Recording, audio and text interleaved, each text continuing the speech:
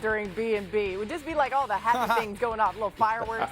Okay, back to Super Bowl 60. The Seahawks and Pats both earned their spots on Sunday, and hard to find a weakness with these two teams. Seattle allowed a league best 17.2 points per game. New England ranked 4th in scoring defense, and they ranked 2nd and 3rd in scoring offense. It's the first Super Bowl between teams top 4 in both since the 1970 merger. Mina, give us something you're going to be watching for when these two teams take the field in less than 2 weeks.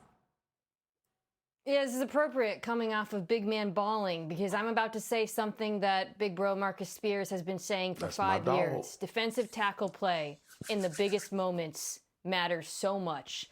And this Patriots defense, the strength of it, besides those two corners, is their defensive tackles, Christian Barmore and Milton Williams. And frankly, those corners, if they're going to trust them to play man coverage at some point on JSN, they're going to have to get pressure. We have seen Sam Darnold at points in his career struggle with interior pressure.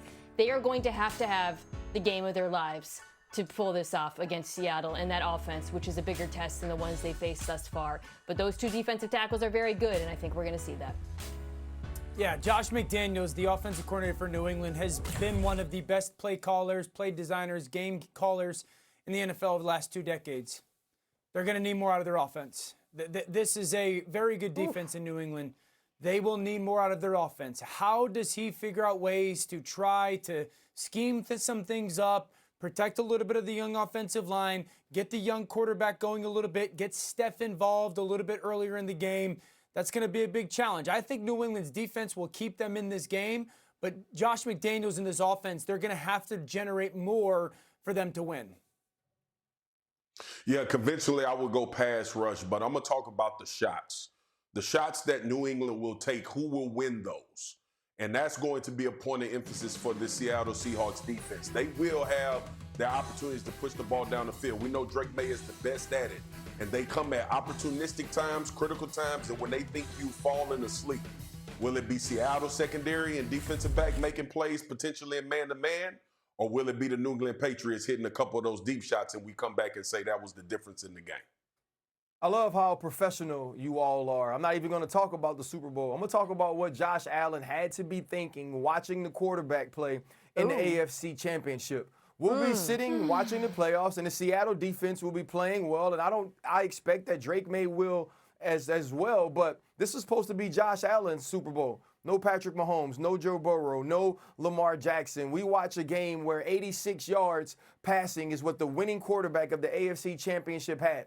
In the last 7 years, the quarterbacks in the Super Bowl for the AFC have been Tom Brady, been Patrick Mahomes, and it's been Joe Burrow. And we watch Jarrett Stidham with an opportunity to take a team there. Josh Allen has to be absolutely sick about where he'll be sitting in this game. It'll be a great game, 2 of the top teams in the world, and one of these guys, Drake Maye, will be a top 2 MVP finisher. But I just can't help but think this was supposed to be Josh Allen's year. Yeah, and just how different things would be, right? If Josh Allen had gotten to this point, we don't see Sean McDermott fired most likely. I mean, Mina, when you think about just what's happened as things have crumbled down for the Bills here. Now, listen, they're in position to build it right back up. But to RC's point, what comes to mind? Yeah, I mean, so many decisions like that, though. Tomlin, Harbaugh, McDermott, right, because of playoff losses and not making it in. It's going to be a long, hard offseason for Buffalo, but also it's an opportunity. You have the thing that very few teams in the NFL with open head coach jobs have, and that is an MVP quarterback. So I'm still a believer in this Bills team, but it is hard not to think about them being here, as RC just said. Ooh, I wonder if he even watched it. He probably did, knowing Josh Allen's competitive side. All right, time for one more thing on NFL Live and new on NFL Live. Some news out of Buffalo. Shefty, what's the latest? All right, Laura, the Buffalo Bills have requested to interview Nate Scheelhaase for their head coaching job. The issue is Scheelhaase currently is in with the Cleveland Browns right now. The Bills are likely to interview him tonight. So all of a sudden, the Cleveland Browns, who really seem to be narrowing in on Nate Scheelhaase and Jim Schwartz, have another team that might be interested in Scheelhaase. We'll see how this works out here. Let's continue with some of the coach hiring news. We're going to start with Mike McCarthy, as the Steelers have hired him as their head coach. Let's continue here with Adam. What do we know about that decision, Adam? Set the table for us here. Yeah, Art Rooney talked about the fact that he was not looking to rebuild this roster. He was looking to stay where they were, maintain the standard. They did win the AFC North this past year. They were looking for somebody that was established, that understood the roster, that has won before, worked with quarterbacks. Mike McCarthy fit the bill. Mina, what do you think? Yeah, okay. So, yeah, like, I understand why Steelers fans are a little underwhelmed, especially when you hear the words like stay the course, right? Because the course has obviously not been working. I'm going to withhold judgment, though, until I see the total picture here. If the plan is to go younger at quarterback, and they like McCarthy's work with a young Aaron Rodgers, and they think he can put together an exciting new staff, then I think that there's reason to give him the benefit of the doubt. He has been a very good head coach, obviously, at multiple stops. But if stay the course means more of the same, another veteran, just trying to stay with the current roster and not change things on offense, then I don't feel good about this. So I'm going to hit the pause button and see what the plan is. But at the moment, they've got a lot to prove here. Yeah, 2016 was the last time the Steelers won multiple playoff games. Also the last time McCarthy won multiple playoff games, just for reference.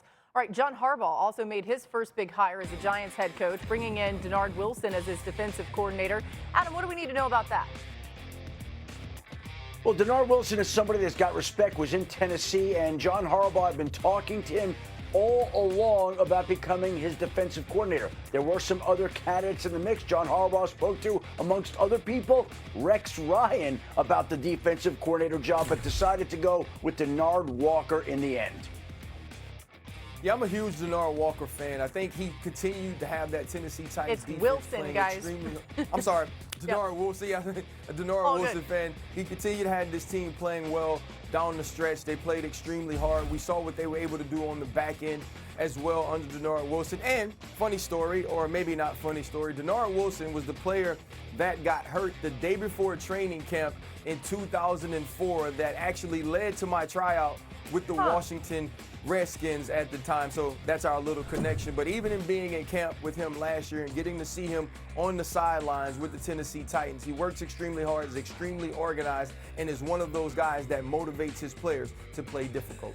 I love that story. All right, let's go to Green Bay next, where former Cardinals head coach has been tapped to be the Packers' next defensive coordinator, Jonathan Gannon. What more can you tell us about this, Adam?